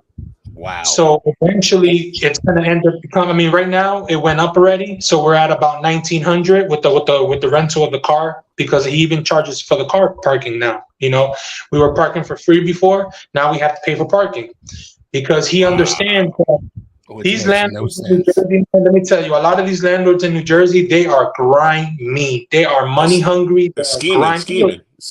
And listen, I can't, you know, I don't want to sound like I'm judging them because I understand it's a business. You know, you own a property. No, judge them. You own a property. You want to do with your property what you want to do. You want to get the most money out of it. It's like a business for you. Hey, people do that. You know, I know plenty of people who are in real estate. That's what they do. They buy houses to rent them out. But it's getting unbelievable in New Jersey. I mean, we are getting hammered, bro, with rent. You know, the cost of living. You know, and the money's not matching, you know, what it's costing to live here. You need multiple income. You know what I mean? So like my girl has to do her regular job and then she has to do side hustle. She braids hair. She does, you know, different things like makeup and stuff like that. I myself, I do Uber, I do DoorDash. And, you know, apart from my, you know, because the extra money's needed, you know what I mean? And I mean, it's only going to get worse. So, and I'm talking to my fiance the other day and I'm like, man, you know, I'm looking at houses in Texas and I'm seeing these price tags of like $200,000 for like this beautiful house. And I'm like, man, I would love to go. But she doesn't want to go because she has family in Houston and she's been to Texas a couple times. And all she talks about is how hot it is. And she's like, that heat. She's like, you're only saying that you want to go because of the prices, but I guarantee you will not survive that heat. Let me tell you something. You know, I am a little bit of a anti-heat person. You know, I sleep with the air on basically all year round. I'm a hot-blooded person, so I'm always hot, and I cannot stand being hot. Let me tell you something. I gotta pause. I gotta have you pause for a sec. It is. Let me tell you about this heat. Okay. First off. So I lived in Georgia. Okay. I lived in Seattle. I lived in Denver, Arizona. I lived in Germany. Okay. Texas is the only place I know that says real feel. And what I mean by that is it'll tell you the temperature will be 102 degrees, but the real feel is 112. It is so hot out here is that I'm making religious choices because if hell is hotter, I don't want to go there. I'm like, I need to start going to church. It is too hot out here. You better start praising that name. Look, it is so hot. It is so. But you know what's crazy? That I see people in Texas that are like from Texas, and they'll be walking around with like jeans on, cowboy hat, cowboy boots. You know. Okay. Okay. I gotta remember this is a minute and 42. Okay, a minute 41 actually. So or an hour and 41. I got a gentleman at work. Okay, he wears a corduroy jacket with long sleeve shirts, jeans, and boots. That's already making me hot. Do you? Do you not sweat? I got the fan blowing on me here in New Jersey, and I got a fan on me right now. Yeah, I got the AC. I got the AC on right now in my room. Hell yeah. Danny said, "F a fan." I got the AC going on. All right. Well, listen, but you know what? It's all fun and games. But see, it's okay. True story. It's so hot out here. We had some minor stuff that we had to do on Sunday. I was like, no, I'm good. I'm good. But you know, at the same time, though, you know, everybody is in the heat. So everywhere you go, there's AC. Now, let me ask you this: where about in Texas where you were thinking about that you want to live at? Right. So I have a lot of friends. I have family that lives in Houston, so they talk about Houston all the time and how it is over there. And then I have some other friends from Houston, from Texas, who have moved to New York. And one of them used to live in San Antonio, and she feels that San Antonio would probably be the best city that she can see me with my personality and how I am. She says that my perfect city in Texas would be San Antonio. She said that diversity would really work in my favor. And, you know, being that, you know, I'm already coming from a diverse place like New Jersey that's super diverse, you know, and going to San Antonio would probably be more up my alley than to go to, like, you know, somewhere else in Texas. It's like a small town. You know what I mean? So I'll be honest. I'm gonna be straight 100 with you. San Antonio is nice. Okay. Dallas has diversity too. Yeah. Dallas is yes, I'm going to recommend Dallas because, yes, I live here. The people in Dallas are phenomenal until they get in their cars, okay? Now, another thing, they got gun racks and open beer containers in the car? Oh, they got – actually, in Texas, babies that are born in Texas, they come out with an M4, right? Yeah. You know, it's a boy. Oh, it's a Glock 19, you know. No, it's a Glock 19 with the boy with it. It's a boy, yeah. The baby comes out, you know, where's that milk? Where's that titty at? Anyway. Pull out the Scarface. Right. But I would say Dallas, Texas. Right? I would say Texas because every year, our guys come here. Every year. Guaranteed, no matter what the schedule is. Yep. And there is a huge Giants. There's a huge Giants following in San Antonio as well. But down here, there's a huge Giants following. And you come down here, I got you. Man, listen, man, I'm telling you, I really, really want to go. You know, it's all about just convincing my fiance to go. You know, I also have a 7-year-old baby girl who just got into a gifted and talented school this year. She took a test last year. We knew that she, you know, she had a lot of confidence in herself, and we wanted to get her into a better school.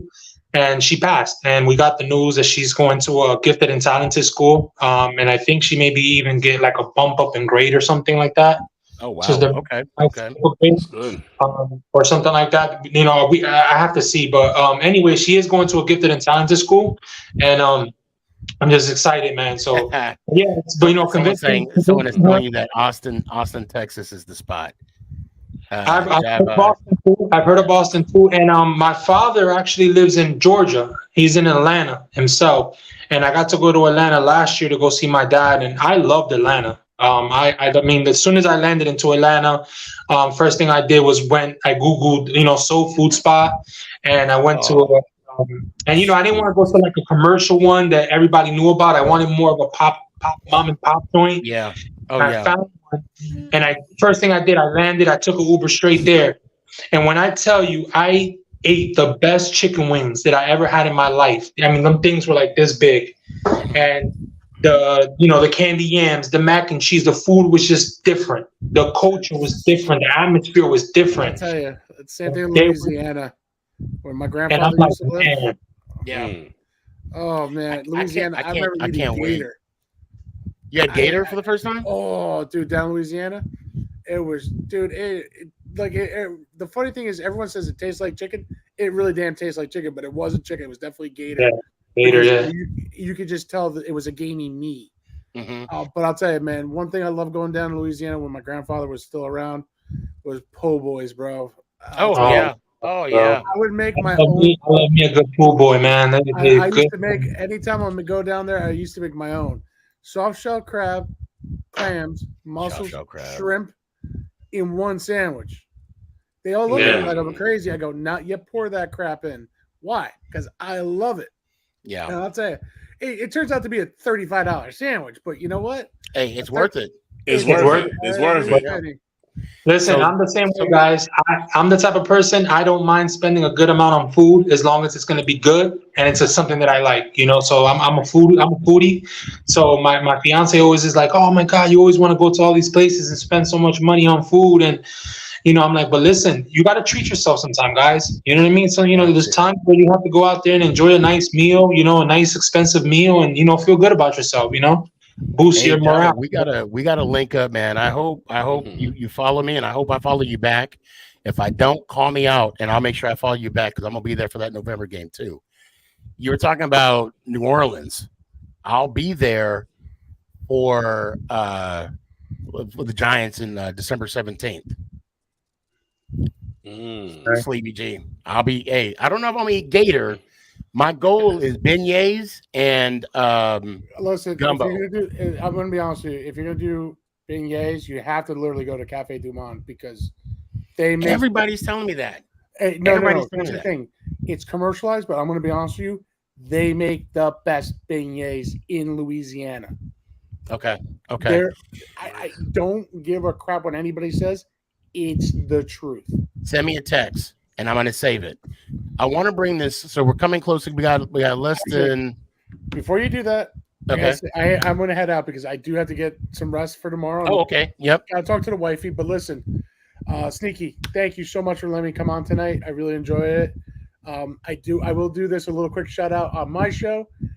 Sneaky is on the SneakyG show on September 5th. Release. Hey, there we go. The week of the Giants. Okay. Nice. Giants versus the Cowboys, where the Giants will win this time. Yes. And I can't thank you enough, guys. Big Lou, I am sorry for your brother and your loss. Yeah, man, I appreciate you, man. It was a pleasure meeting you, man. Definitely. I was so thrilled when I heard what happened. You got the tickets. I was so thrilled for you, man. So much appreciate love to you, man. Your family, too. Prayers to them. You know the outro? What, Giants win? No. Do you know the outro at all? No. It's Let's Go Giants. Ow. Oh, let's go Giants out. Let's go. Well, no, hold on. No, well, hold on. Is McNugget here? She gotta be in here. She gotta be in here. She's not in the backstage. Danny, I'm not gonna take you off, but just give them an example of what it is. So yeah, basically I go like this. Let's go Giants. Ow! Just like that. There you go. Yeah. Let me hear Sneak. I'll do the best I can. Let's go Giants. Ow! No judgment. I'll take it. Have a good one, brother. Thanks for coming on. All right, I'm gonna bring this Philly fan on for a few minutes. Oh boy. He's been wanting. Whoops, my bad. Okay, here we go. Nigga. Billy, what's going on, man? Billy, what's good? What up, Billy? Man. How you doing? Right around the corner. Football's right around the corner. Oh, I can smell it. We know you're excited. We know already. I know. Like he's always Giants, excited. Giants we know the Philly fans are beat Dallas week 1, right? You only got better. Oh yeah. Who do you guys have week 1? We're at Patriots down in Foxborough week 1.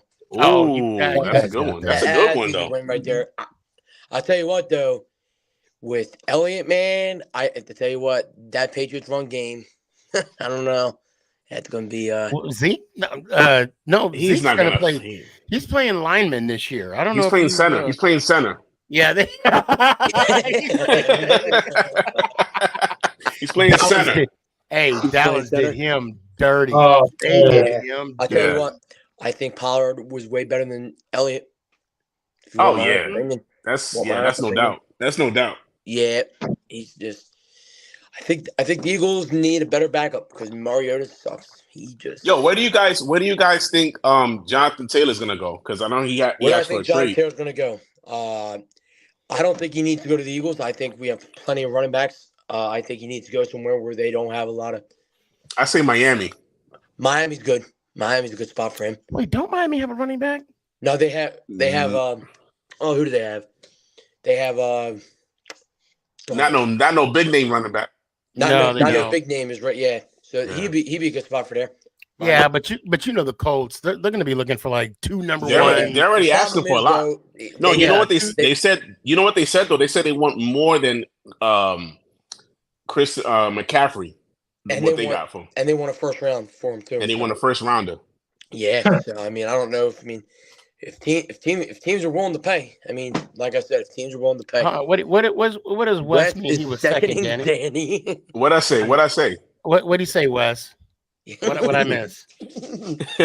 I second Danny. How do you think, or what's your status on Barkley? Do you think he's going to stay after this year? Do you think he does good this year? You know what? I'm getting that question a lot. Danny, Danny, if you want to answer, that's fine. I'm going to answer it this way. Okay. I'm gonna focus on this year. Okay, that was my answer. Fair enough. That was my answer. No, I'm not seconding your question.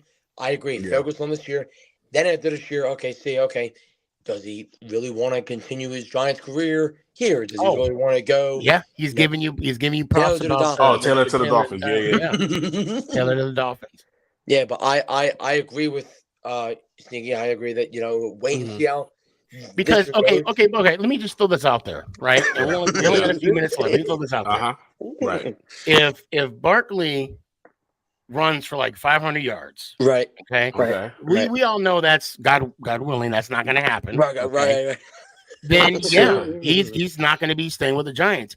But if the dude runs for 1,800 yards, right, he ain't going nowhere. Nah, I agree. Yeah, 1,800 yards, 17 touchdowns. He is staying, even if he runs for 17.99. Yeah, I tell you what, dude, I really can't. Danny, am I lying? No, you're good. You're all spot on. You're spot on. Yeah. I just can't. To be honest with you, bro, I can't see him play anywhere else, bro. I don't either. Me, man. So I really can't.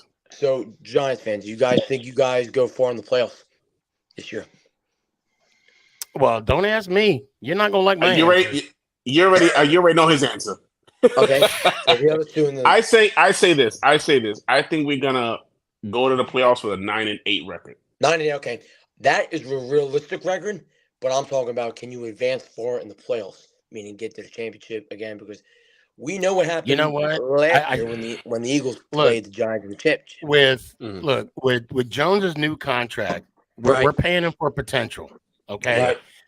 And he already set the bar with one playoff win. Right. Yeah. Right. I think he can get us 2. I think he can get us 2. He has a lot of toys to play with now, bro. He has a lot of toys to play with. Avatek said, I know I'm messing up your name. I'm sorry. He said absolutely. I got it going either 12-3 or 12-5. I think that's a realistic, because there is says, come on, bro. all day, Dimes top 5. I like that. You know what? I'm with you on confidence, that, Wes. I'm with you know me. I'm Team Jones. I'm Team Jones. I think Giants are a lot better than what people think they are going to be. I think a lot of people think we're just going to be trash, and we're not going to be trash. I don't know if you heard though. Pat McAfee gave us a lot of credit.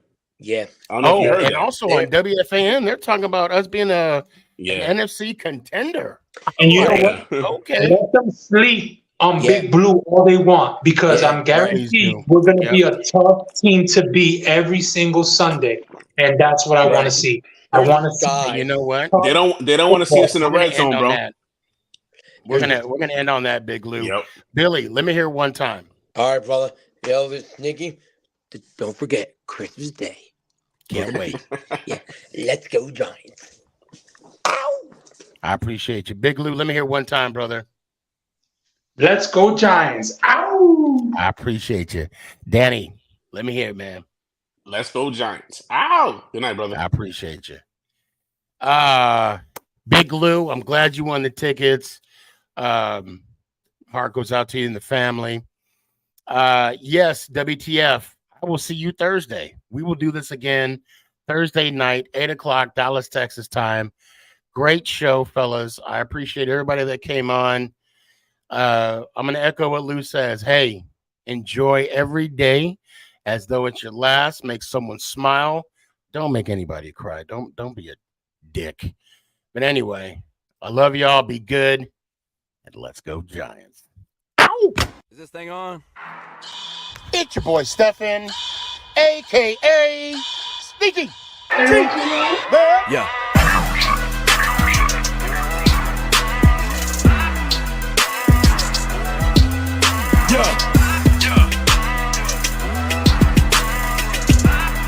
Lyrical assassin. Let's go Giants.